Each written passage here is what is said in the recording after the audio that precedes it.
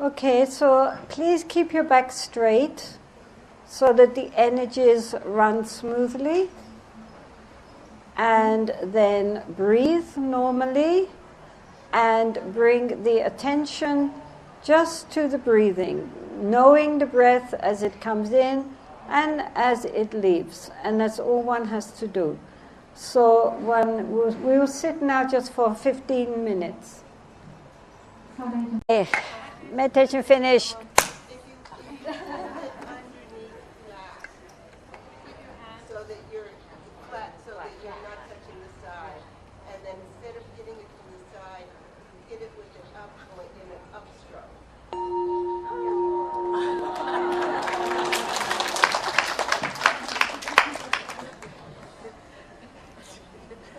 Thank you, Beth. Okay, so this practice is to get the mind settled and focused.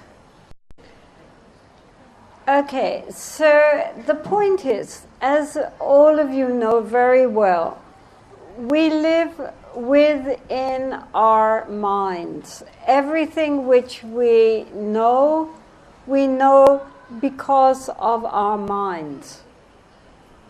So nowadays there are many scientists who are testing the various brain waves in our mind to see how the thoughts function.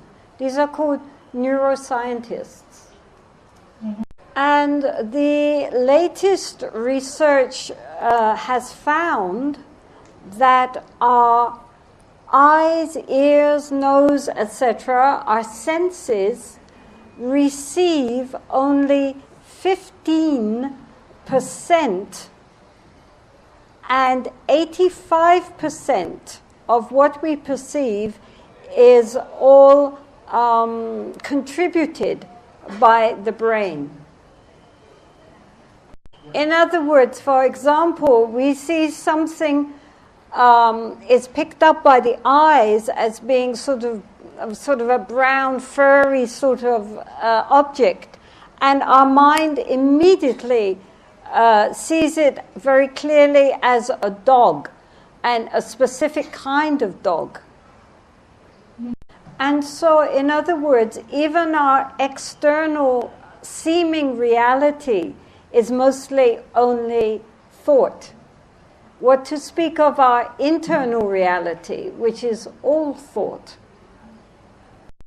That's not the point. The point is that we all live in a world of thinking.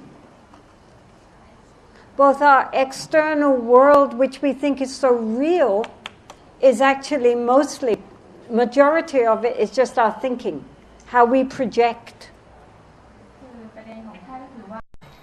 So we live in a world of thought, but we ourselves do not know what a thought is.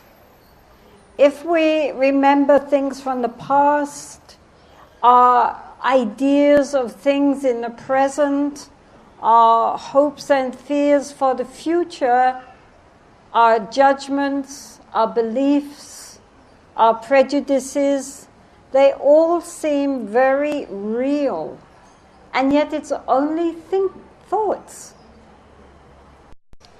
So therefore, since we believe our thoughts, even more, we identify with our thoughts. Our thoughts are who we are, right? If I ask who you are, you will give me your name, then your gender, your nationality, your profession. But all of this is made up of thoughts. And we cling to our thoughts, thinking, this is who I am.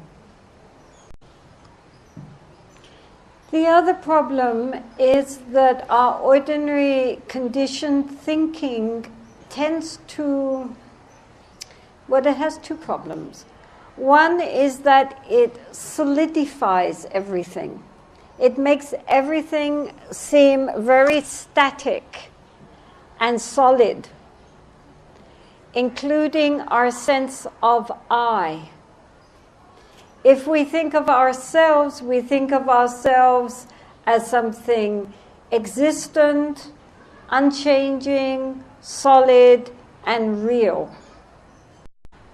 And in addition, this kind of mind, the conditioned mind, also separates. So there is a sense of I and mine, and then everything else who is other. So the conditioned mind separates into self and other, and into past and future. It naturally is dualistic.